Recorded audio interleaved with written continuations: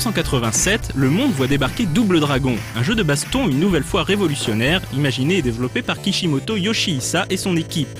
Double Dragon poursuit le travail de gameplay entrepris dans Neketsu Koha Kunio-kun, en y ajoutant un grand nombre d'innovations. Adulé et rapidement copié, ce beat'em up pionnier sera indéniablement l'un des titres les plus marquants de sa décennie et le maître étalon du genre pendant des années.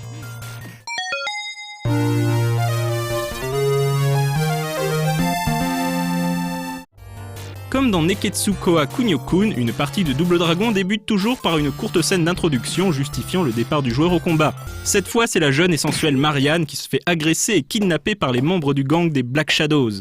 Il n'en faut pas plus pour que les frères Lee, Billy et Jimmy accourent à sa rescousse. On note au passage la voiture rouge dans le garage de la maison, hommage direct de Kishimoto à Road Blaster sur Laserdisc. Les apports de Double Dragon qui contribueront à son immense succès sont extrêmement nombreux. Outre l'évolution graphique par rapport à Kunio-kun, on notera qu'il est enfin possible de jouer à deux simultanément. Et détail amusant, les deux frères peuvent également taper l'un sur l'autre. Bien avant les New Super Mario Bros, les parties en multi laissent ainsi au joueur le choix de s'entraider ou alors de se faire quelques crasses lorsqu'il s'agit de récupérer quelques points de plus que son partenaire. À la fin du jeu, au moment de délivrer Marianne, le joueur devra d'ailleurs se battre en duel contre son frère pour savoir avec lequel des deux elle repartira. Double Dragon innove aussi considérablement en permettant aux joueurs d'utiliser les armes que les ennemis font parfois tomber sous le poids des coups. Les avatars peuvent enfin soulever et lancer les caisses, voire les bidons parsemés dans les niveaux. À l'époque, cette interactivité avec le décor était révolutionnaire. Double Dragon est aussitôt un carton planétaire. Aux États-Unis, il est même élu meilleur jeu d'arcade de l'année 1987, excusez du peu.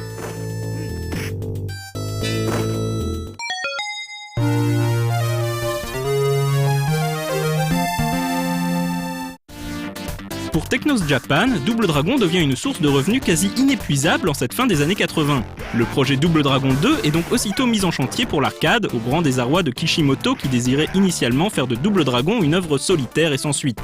Au départ, Technos Japan souhaitait juste que Kishimoto reprenne le même jeu, en se contentant de modifier les décors. Mais Kishimoto refuse et développe un hardware amélioré, offrant une suite plus sophistiquée. Il modifie également grandement le système de contrôle, ajoute de nombreux nouveaux coups, multiplie les ennemis ainsi que les armes utilisables. Cela dit, rien de véritablement révolutionnaire dans cette version arcade sortie en 1988. Et il faudra plutôt se tourner vers la version NES pour entrevoir de réelles nouveautés en termes de gameplay.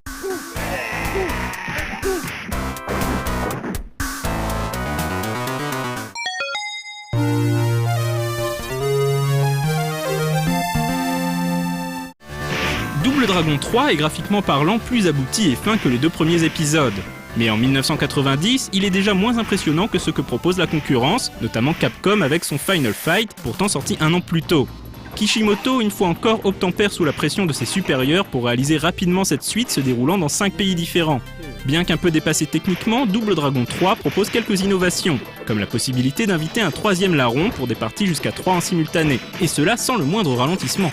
Question gameplay, il est désormais possible, lorsque les 3 joueurs se mettent d'accord, d'opérer des coups spéciaux en commun, comme le fameux Triangle Jump Kick. Enfin, un ingénieux système d'achat de power-ups permet d'upgrader ces personnages dans des magasins parsemés dans les niveaux, en l'échange non pas de points ou de bonus ramassés en cours de partie, mais directement contre l'achat de crédits en pièces sonnantes et trébuchantes. En dépit de ces quelques nouveautés, on sent cependant que la licence s'éparpille dans toutes les directions.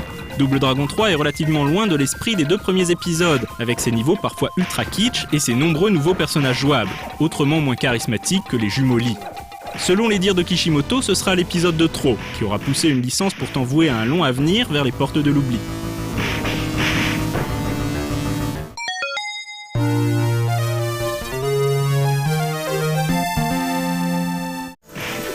Double Dragon 3 a certes déçu les fans, mais pas certains, comme le jeune Ebinuma Muneki, qui parvient à se faire embaucher chez Technos Japan et insiste pour qu'on donne une nouvelle chance à la licence. La direction le laissera réaliser Super Double Dragon, connu également sous le titre Return of Double Dragon, sorti exclusivement sur Super Famicom et Super Nintendo en 1993. Le jeu quitte ainsi les salles d'arcade et Kishimoto supervise la production en tant que conseiller. De très bonne facture, ce titre revient aux bases qui ont fait le succès des 2 premiers épisodes et exploite de bien belle façon les capacités de la 16 bits de Nintendo. Il aurait été judicieux de mettre un terme à la licence sur cette dernière bonne note. Pourtant, la société américaine Trade West rachète les droits de la licence et propose un Double Dragon 5 sur pratiquement toutes les 16 bits de l'époque. Cette fois fini le beat'em all, les frères Lee se lancent dans le 1 contre 1 à la Street Fighter 2. Mais le jeu est une fois de plus décevant et ne parvient pas à retenir l'attention des fans. Idem pour le très sobrement appelé Double Dragon, sorti sur PlayStation et Neo Geo en 1995, et Rage of the Dragons en arcade et Neo Geo en 2002. Pas foncièrement mauvais, tous ces titres, hormis le concept de baston, n'ont finalement de Double Dragon que le nom.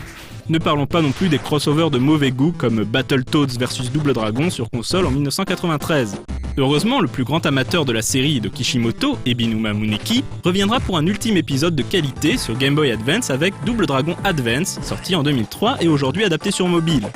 Impressionnant, fluide, maniable et prenant, il conclut avec bonheur une licence malmenée et qui avait pourtant tout pour plaire si l'appât du gain facile n'avait pas tant motivé les différentes directions de l'époque.